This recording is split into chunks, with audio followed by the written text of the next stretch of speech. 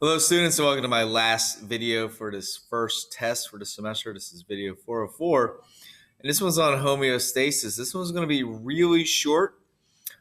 In class we did a couple examples of negative feedback loops. We did it dealing with hunger and when your body secretes ghrelin and how stretch receptors tell you that your stomach is full.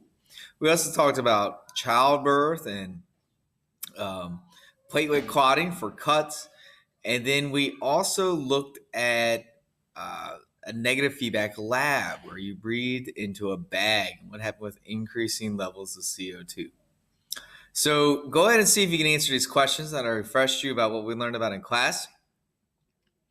Hopefully you can see that negative feedback means returning to normal. So if this is your baseline and your body deviates from it in any way, you're trying to work to get back to that normal status. A good example would be 37 degrees Celsius for body temperature. So if you get cold, you shiver to warm up. If you get hot, you sweat to cool down.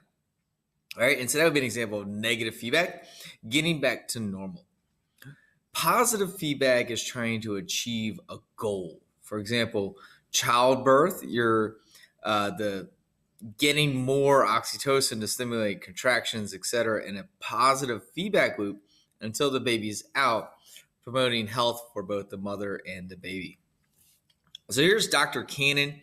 He's a renowned physiologist who in World War I was on the battle lines and witnessed soldiers getting hurt, etc., and did a lot of work learning about homeostasis with blood pH and what it means to keep blood pH at a normal level to prevent death. So here's a slide on it, just going over some of the different levels that would have to be controlled in your body. It comes from a Greek word, means similar to standing still, right? And homeostasis means keeping things the same. Here's negative feedback. So your lab asks you to think about it in terms of like an air conditioning unit. An oven works well the same way. Your body's just trying to keep it at the same temperature. Here would be an example with glucose and insulin. So you eat something, your insulin levels are going to, or excuse me, your glucose levels are going to go up. So your body secretes insulin so it can take glucose into the liver and your cells and return it back to normal. Likewise, the converse of this, if your glucose levels drop too low, like it's been a long time since you've eaten, you release glucagon so that you can break down glycogen in the liver so that you can have glucose go throughout the blood.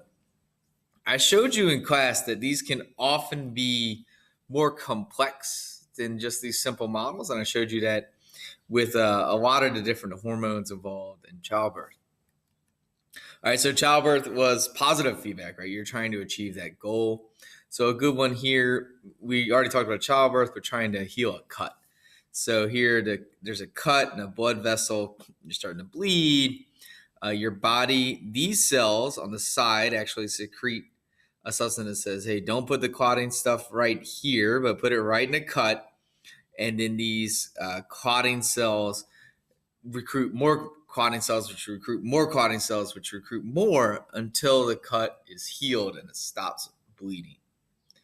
All right, students, your test dealing with homeostasis, I'm going to ask you to give an example of positive and negative feedback. So you should go ahead and see if you can draw that out. I'd encourage you to do the one on the TED Ed on hunger that we looked at in class with ghrelin, cholecystokinin, and just, it's fun. It's fun to think about how your body knows whether it's hungry or not. All right, take care. Good luck studying for the test. Come to my review session if